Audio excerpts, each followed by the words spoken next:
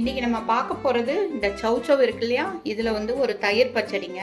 First இதை தோலெல்லாம் feel பண்ணிடலாம். நம்ம தோலெல்லாம் பீல் பண்ணியாச்சு. இதை வந்து நம்ம இப்போ இப்படி இது மாதிரி துருவிடலாங்க.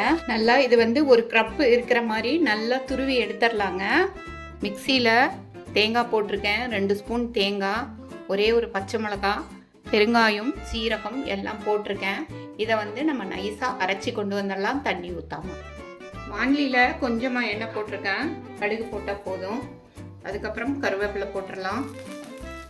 அதுக்கப்புறம் நம்ம துருவி வச்சுருக்கோம் இல்லையா, அந்த சௌச்சவை வந்து போட்டுடலாங்க. அதுலேயே கொஞ்சம் தண்ணி இருக்கும், சும்மா ஒரு 2 ஃப்ரை பண்ணால் போதும். ஃப்ரை பண்ணிவிட்டு அப்படியே அடுப்பை சிம்மில் வச்சு 1 நிமிஷம் மூடி வச்சோம்னா லைட்டாக பாயில் ஆயிரும். சௌச்சவ் ஓரளவு பாயில் ஆயிடுச்சு. இந்த அளவு பாயில் ஆனால் போதும், அடுப்பை ஆஃப் பண்ணிடலாம். இப்போ நம்ம ஃப்ரை பண்ணி வச்சுருக்கிற சௌச்சவை இதில் போட்டுடலாம். இப்போ தேங்காய் அரைச்சி வச்சுருக்கோம் இல்லையா, அதை இதில் போட்டுடுறேன். அந்த டிஷ்ஷுக்கு தேவையான அளவு உப்பு போட்டுடலாம். ஒரு 1/4 ஸ்பூன் போட்டால் போதும். அதுக்கப்புறம் தயிர், நல்லா கெட்டி தயிராக வந்து ஒரு 2 சின்ன கரண்டியில் ஒரு 2 கரண்டி ஊற்றலாம். பாருங்க, சின்ன ஸ்பூனில் 2 கரண்டி ஊற்றிட்டு,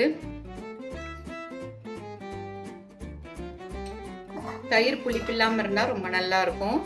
மேலே வந்து கொத்தமல்லி நிறைய போட்டுட்டு நல்லா கலக்கணும்னா நம்மளோட பச்சடி சூப்பராக ரெடி ஆயிருங்க.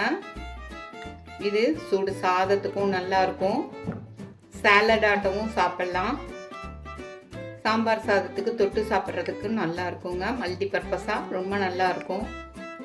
சூப்பரான சுவையான ஒரு சௌச்சவ் தயிர் பச்சடி ரொம்ப அழகாக ரெடி ஆயிருக்குங்க. தேங்க்ஸ் ஃபார் வாட்சிங் அவர் கிராண்ட்மாஸ் கிச்சன். தேங்க்யூ.